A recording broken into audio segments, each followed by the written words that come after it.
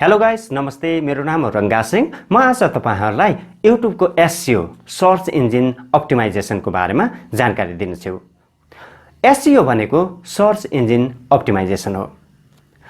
Search engine optimisation भनेको के हो भनेपछि जुन YouTube ले अथवा Google ले कुनै पनि कन्टेन्टहरु, कुनै पनि भिडियोहरु अथवा कुनै पनि पोस्टहरु के को बारेमा छन् भन्ने कुराहरु जानकारी लिने एउटा सिस्टम छ। त्यो सिस्टमलाई तपाईले आफ्नो भिडियो यो बारेमा छ भनेर जानकारी दिनुपर्छ। अनि मानिसहरुले त्यो सम्बन्धी सर्च गरे भने र YouTube ले सर्च रिजल्टको 1 2 3 4 5 नम्बरसम्म चाहिँ तपाईको भिडियो चाहिँ देखाउन सक्छ। र मानिसहरुले जुन भिडियोहरु माथि आउँछन् ती भिडियोहरु मात्रै हेर्छन्। त्यहाँभन्दा तल अरु पेजमा गएर चाहिँ मानिसहरुले हेर्दैनन्। त्यसैले तपाईले भिडियोलाई अप्टिमाइज गर्नु पर्यो। भिडियो के को बारेमा छ भनेर चाहिँ डिटेलमा YouTube लाई बुझाउन सक्नु पर्यो। र YouTube ले कुनै पनि मानिसहरुले त्यो सम्बन्धी सर्च गरेछ भने तपाईको भिडियो उनीहरुको सर्च रिजल्टमा चाहिँ देखाइदियो भने उनीहरुले भ्यू पनि गर्छ र मन पर्यो भने तपाईको च्यानल पनि सब्स्क्राइब गर्छ। मैले देखेको छु जो नयाँ साथीहरु हुनुहुन्छ, युट्युबरहरु हुनुहुन्छ, उहाँहरु धेरै जसो सोशल मिडियामा डिपेन्ड भएको पाएको छु। उहाँहरु आफ्नो साथीहरुलाई चाहिँ मेसेन्जरमा पठाउनुहुन्छ आफ्नो भिडियो अपलोड गरेर, फेसबुकमा पोस्ट गर्नुहुन्छ, ट्विटरमा, WeChat, भाइबर यस्ता किसिमका जुन मेसेजिङ प्लेटफर्महरुमा छन् त्यहाँ पनि उहाँहरु शेयर गर्नुहुन्छ। तर SEO लाई ध्यान दिनुहुन्न। तपाई यतिसम्म बुझ्नुस् कि तपाईको च्यानल सोशल मिडियामै शेयर गरेर कतै चलाउने।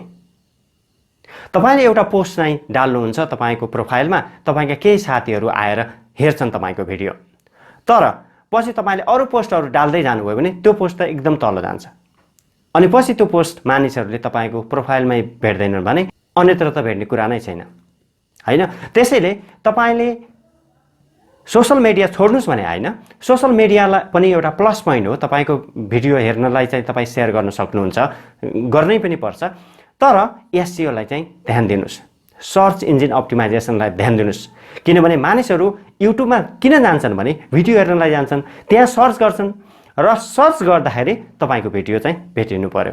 तपाईका साथीहरु सोशल मिडियामा त जब तपाईले सेन्ड गर्नुभयो उहाँहरु चुटुक्क थोरै चाहिँ हेर्दिनुहुन्छ तपाईको मन राख्नलाई पनि, तर पूरा चाहिँ नहेर्न सक्नुहुन्छ। तर जो मानिसहरु YouTube मा हुन्छन् उनीहरु त भिडियो हेर्न गएका हुन्छन्, उनीहरुले तपाईको भिडियो पुरै हेर्नुहुन्छ। त्यसैले तपाईको भिडियोको एभरेज भ्यू टाइम पनि बढी हुन सक्छ।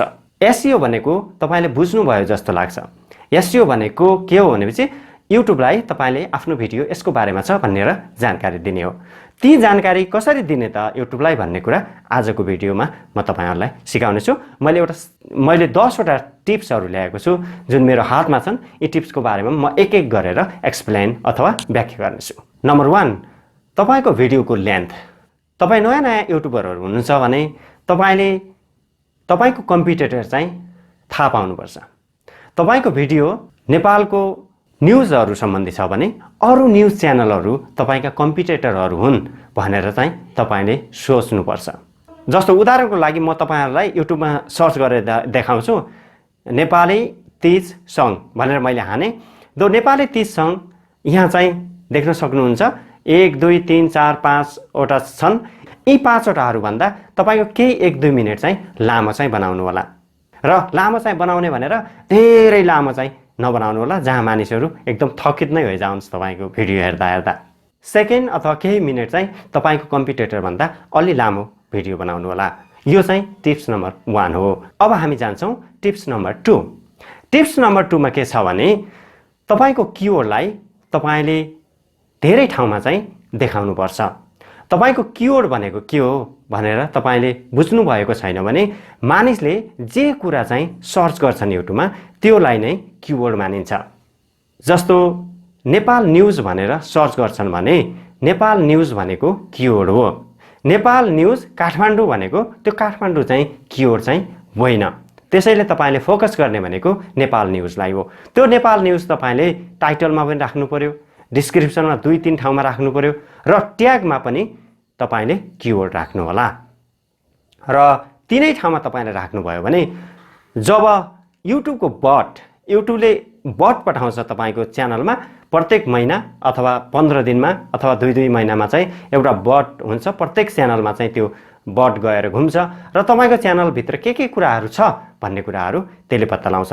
बट भनेको सबभन्दा पहिला त्यो बट गएर तपाईको टाइटल चाहिँ पढ्छ, टाइटल पछि डिस्क्रिप्सनमा जान्छ, तपाईको डिस्क्रिप्सन खाली छ भने त्यो बट त्यहाँबाट रिटर्न भएर अर्को भिडियोमा अथवा अर्को च्यानलमा चाहिँ जान सक्छ।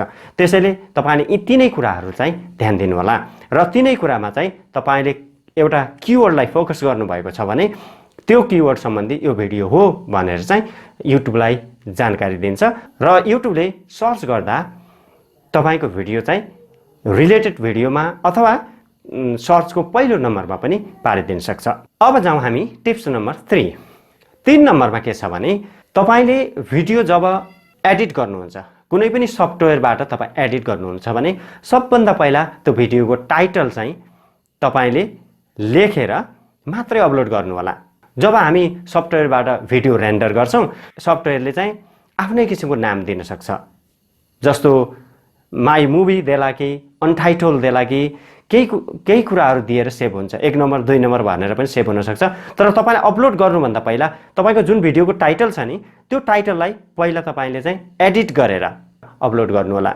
जस्तो तपाईले माई मुभी भनेर चाहिँ भिडियो सेभ भएको थियो तपाईको फोनमा अथवा तपाईको कम्प्युटरमा, तपाईले युट्युबमा चाहिँ तपाईले अपलोड गर्नुभयो माई मुभी भनेर चाहिँ प्रोसेसिङ पनि भयो, प्रोसेसिङ फिनिश भयो। अब तपाईले माथि टाइटल चाहिँ लेख्नुभयो। जति बेला अपलोड हुन्छ नि त्यति बेला युट्युबले तपाईको भिडियोको बारेमा धेरै कुराहरू हेरिरहेको हुन्छ र तपाईको टाइटल फरक छ भने पछि तपाईले चेन्ज टाइटल गर्दाखेरि त्यो पछाडी चेन्ज गरेको टाइटललाई फेरि यो टाइटल रहेछ भनेर चाहिँ युट्युबलाई थाहा पाउन केही हप्ता नै लाग्छ अथवा केही महिना लाग्छ। त्यसैले सबभन्दा पहिला तपाईले टाइटल चाहिँ भिडियोको चेन्ज गर्नुहोस् र अपलोड चाहिँ गर्नु होला। Tips number 4। 4 नम्बरको टिप्स म तपाईहरुलाई के सिकाउन चाहन्छु भने कम्युनिटी ट्याब। कम्युनिटी ट्याब भनेको तपाईका 1000 जना सब्स्क्राइबर छ भने तपाईले कम्युनिटी ट्याब भन्ने पाउनुहुन्छ, जहाँ कम्युनिटी ट्याबबाट तपाईले पोस्ट लेखेर अथवा भिडियोहरू शेयर गर्न सक्नुहुन्छ। तपाईले जब नयाँ भिडियो हाल्नुभयो त्यो भिडियो कम्युनिटी ट्याबबाट पनि शेयर गर्नु होला। तपाईले हालेको भिडियो सम्पूर्णलाई नोटिफिकेसन जान्छ भन्ने होइन, नोटिफिकेसन गएन भने तपाईको कम्युनिटी ट्याबको नोटिफिकेसन पनि जान सक्छ।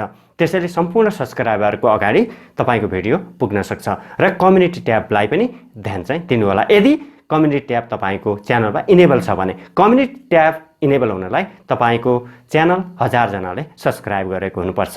Tips number 5। भिडियो डिटेल अथवा भिडियोको विश्लेषण। तपाईको भिडियो जुन टाइटल छ त्यही सम्बन्धी चाहिँ हुनुपर्छ।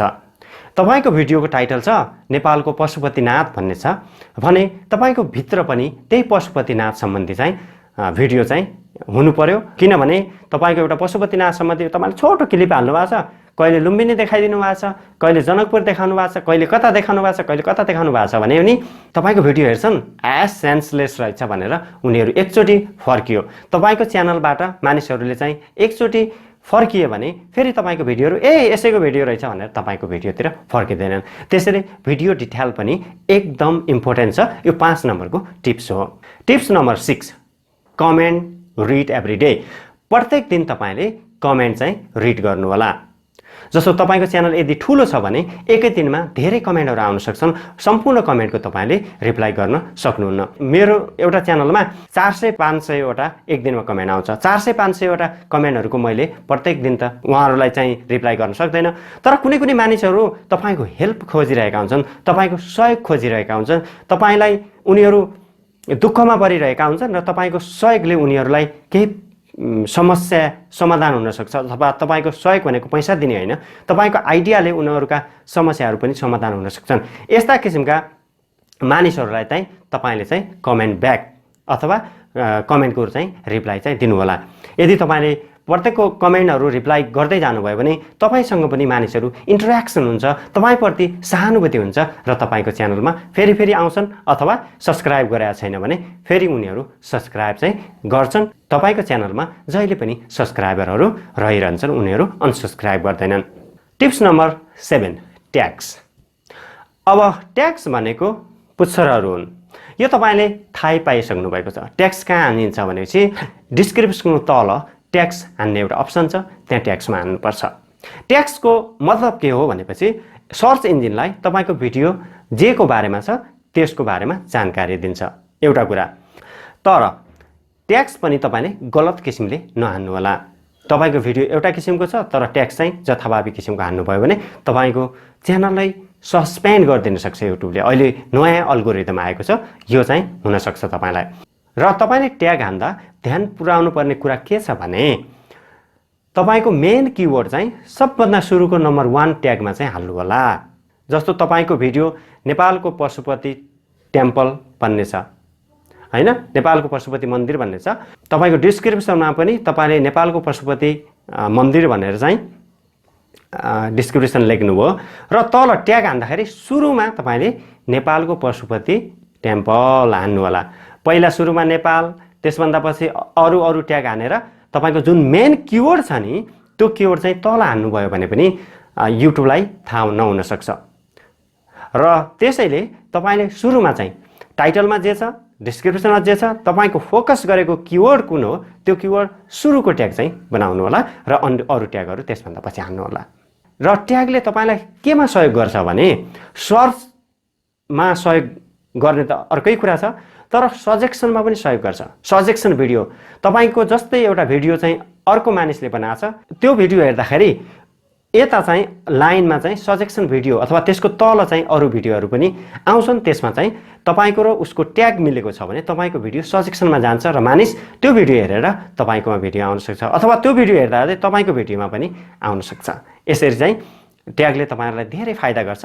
ओके, अब हामी जाउँ टिप्स नम्बर 8 नम्बरमा म तपाईहरुलाई के सिकाउँछु भने टाइटल लेख्दाखेरि आफ्नो मनमा जे छ त्यही टाइटल नलेख्नु होला।